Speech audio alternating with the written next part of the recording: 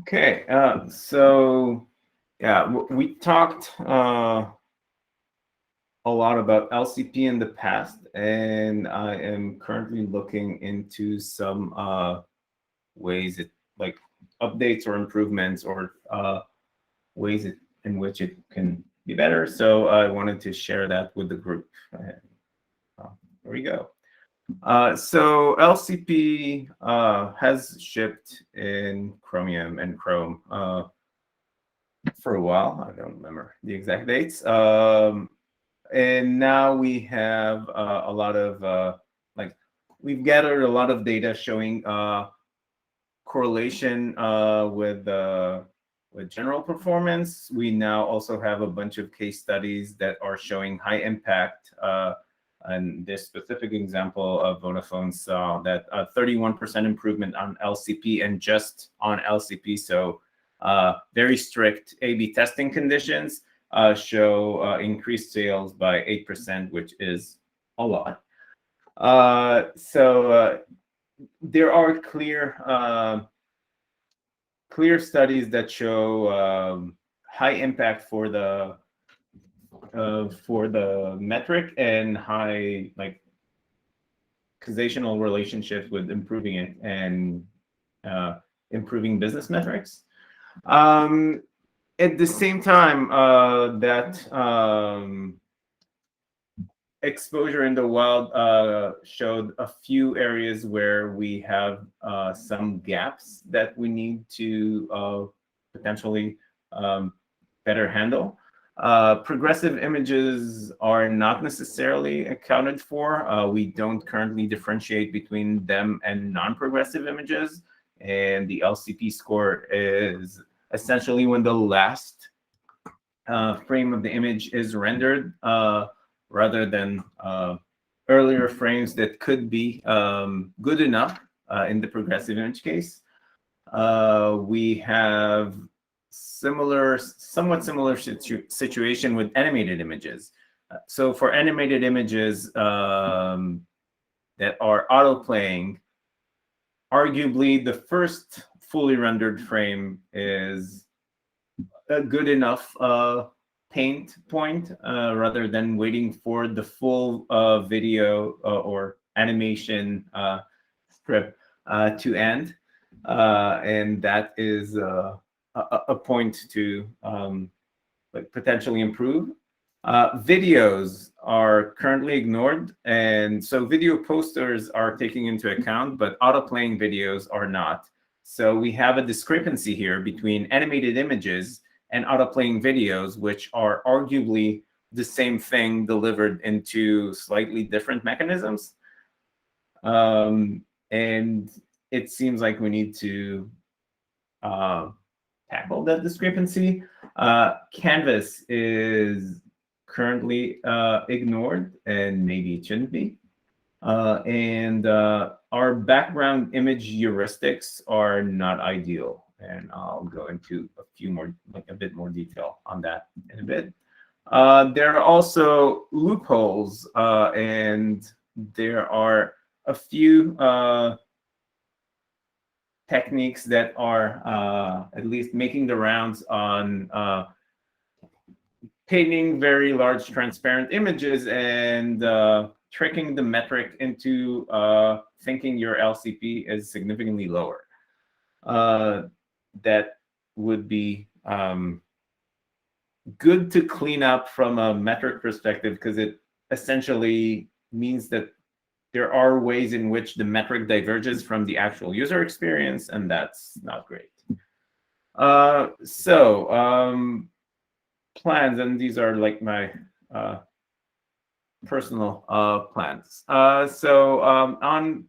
the progressive images front, there was a lot of discussion on a couple of issues between folks from the image compression community and folks that are working on LCP to try to figure out a way for progressive images to a way to better account for progressive images.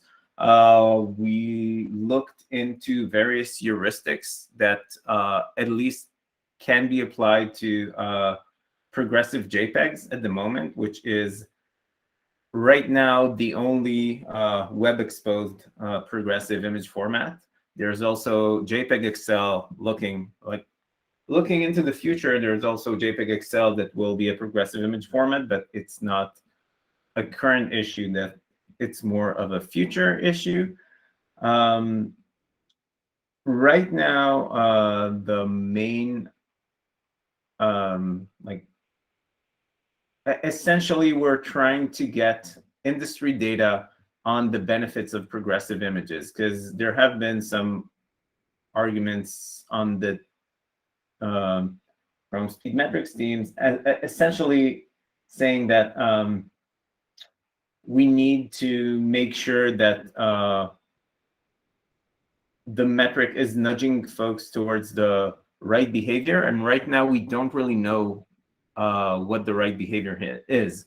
There is no real, despite having an argument for and against progressive images in the image community for the last 10 years or so, if not more, we have very little data that shows that progressive rendering is actually better than non-progressive rendering. And by very little, I mean I found none. So it seems appropriate to figure out that point before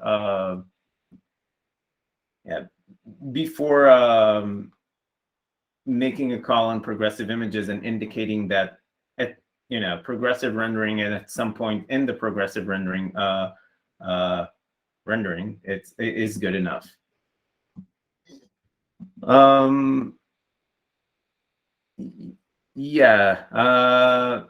Tammy Everts and folks from that research is one research that was done on that front.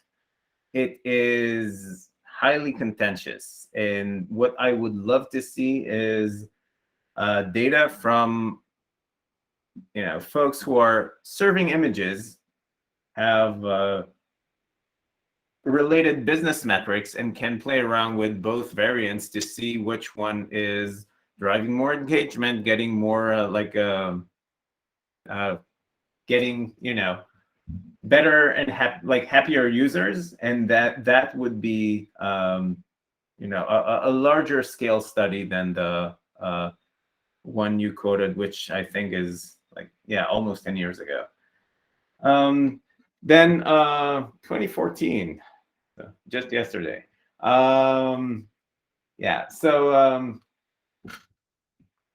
Then beyond progressive, there's animated images.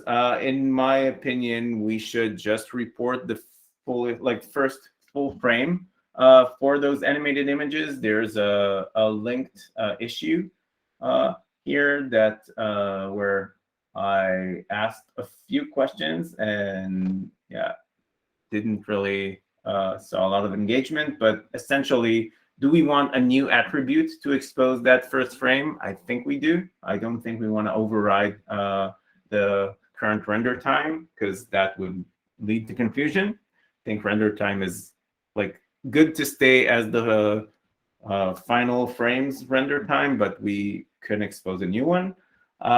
There's a question of when to report those LCP candidates, because right now there is high linkage between the time that the LCP entry is reported and its actual render time. So it's right after render time, the LCP entry is reported.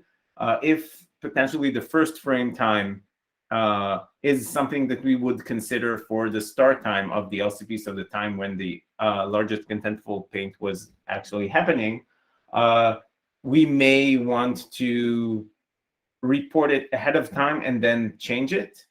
I'm not I don't know. There are trade-offs either way, and it would be interesting to hear what folks think. And then, related to that, do we change the current start time from render time when we can to that first frame paint time? Yeah, similarly, videos. All those questions also apply to videos. Plus, do we want to report auto looping videos as LCP candidates? From my perspective, it's obvious that we do, but if there are arguments against it, it would be interesting to bring them forward. There's the question of Canvas. It's currently largely ignored. We could take draw image calls into account and treat them as an image. Maybe we can consider other Canvas operations. I haven't given it a ton of thought, but it's a discussion worth having. And I think that at least some folks on this call can have opinions.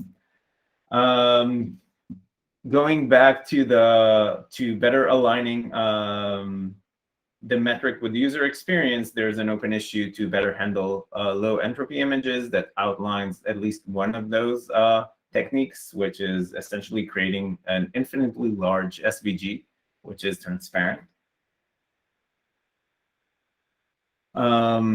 Yeah, and finally, better detection for background images. Right now, we have heuristics that are, so we are currently ignoring background images for the body that are taking the full viewport. We are similarly ignoring full viewport images, even if they are markup-based images, because yeah, regardless of the markup behind the technique, the user experience is somewhat similar. But sometimes the content is a full viewport image, and it also creates the wrong incentives where developers can, like, if they slightly change their designs, they get significantly different LCP scores, which is weird. So this is potentially something we want to fix as well.